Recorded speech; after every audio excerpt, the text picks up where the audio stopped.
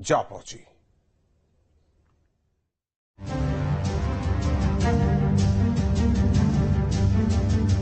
अठारहवीं लोकसभा चुनाव के नतीजों ने सभी को चौंका के रख दिया। 400 पार का नारा देने वाली बीजेपी 300 का आंकड़ा भी पार नहीं कर पाई।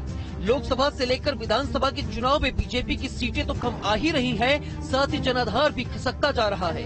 अगर बात करें आंकड़ों की, तो पिछले 5 सालों में बीजेपी को चाहने वाले 65 लाख लोगों ने पार्टी का साथ छोड़ दिया है।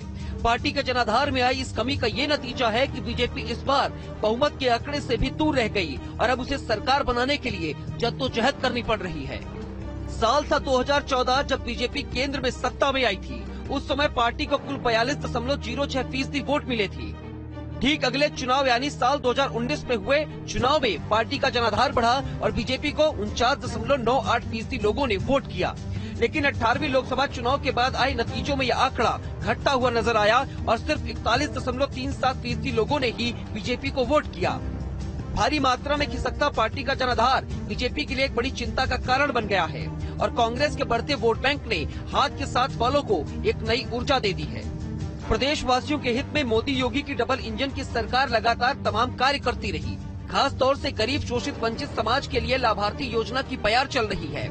लेकिन पार्टी के इस खिसकते जनाधार से ये बात तो साफ है कि ज्यादातर मतदाताओं ने भले ही योजनाओं का पूरा लाभ उठाया हो, लेकिन उनका एक तरफा वोट बीजेपी को नहीं मिला। लेकिन इसके ठीक विपरीत कांग्रेस के जनाधार का बढ़ता हुआ ग्राफ पार्टी के खेमे में जोश भर रहा है। कांग्रेस नेता गदगद हैं। भले ही कांग्रेस बहुमत के आंकड़े से बहुत दूर है, लेकिन खेमे में खुशी भरपूर है, मानो सत्ता की चाबी अब हाथ में आ गई हो।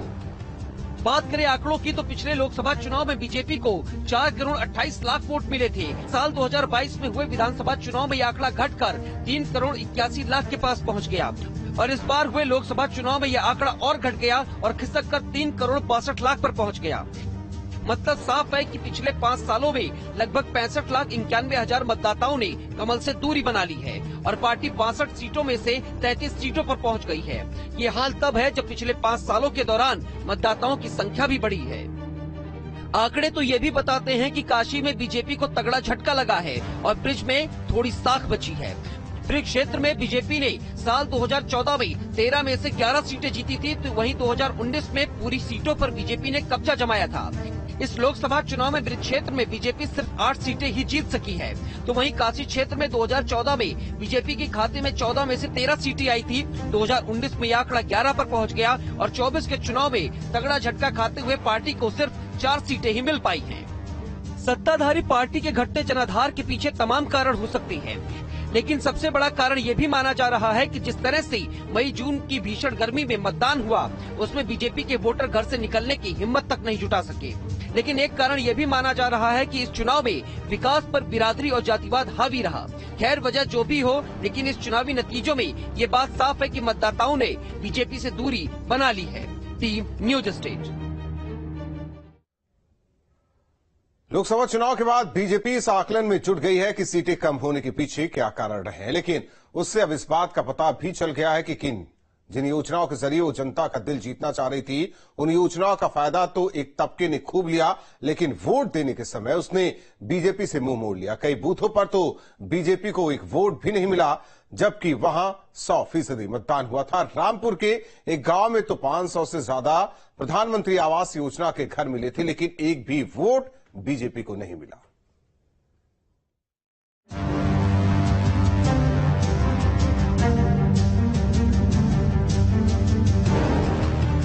उत्तर प्रदेश में लोकसभा चुनाव से पहले केंद्र और प्रदेश सरकार ने योजनाओं का लाभ देने में कोई कोर कसर नहीं छोड़ी थी।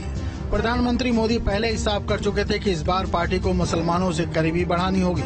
प्रदेश में प्रधानमंत्री आवास योजना और मुख्यमंत्री आवास योजना के जरिए 55 लाख लोगों को आश्रय दिया गया था, जिनकी कीमत अब 10 लाख रुपए के करीब है। सरकार इस गलतफहमी में थी कि लोकसभा चुनाव में ये लाभार्थी उन्हें ही वोट करेंगे, लेकिन लाभार्थियों ने इस चुनाव में अपना रंग दिखा दिया।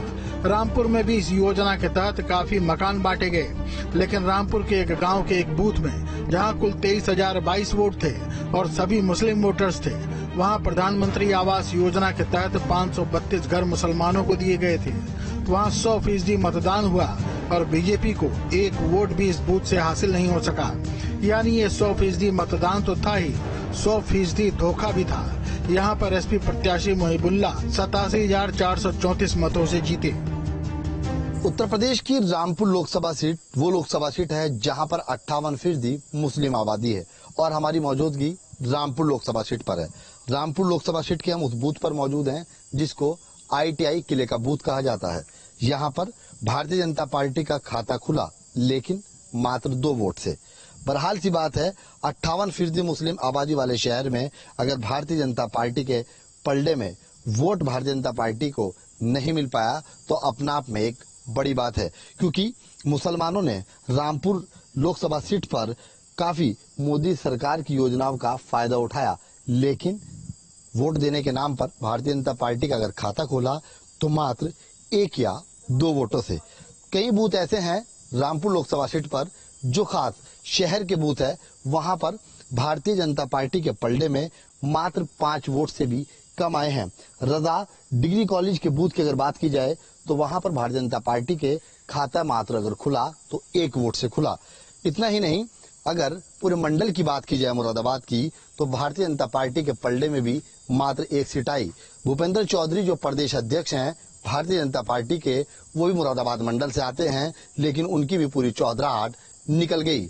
हालांकि तमाम जो मंत्रियों के दावे थे उस पर भी और जिस तरह से लगातार प्रचार प्रसार का कार्य किया गया भारतीय जनता पार्टी की ओर से, उससे संकेत मुसलमानों के साफ थे, क्योंकि उपचुनाव के अंदर में जिस तरह मुसलमान ने वोट की धारणा दिखाकर यहां से एक बार मुस्लिम को ना जिताकर एक हिंदू सांसद को जिताया था जिसका नाम घनश्याम लोधी था, इस बार उसको बड़े पैमाने पर मुसलमानों ने मात दे दी। लोकसभा चुनाव में मुस्लिम वोट की धारणा पूरी बदल गई और फिर भारतीय जनता पार्टी का प्रदेश से आधे पर आने के बाद सूबड़ा साफ कर दिया। ऐसा ही कुछ नजारा गाजियाबाद लोकसभा के अंदर दिखा, जहां बीजेपी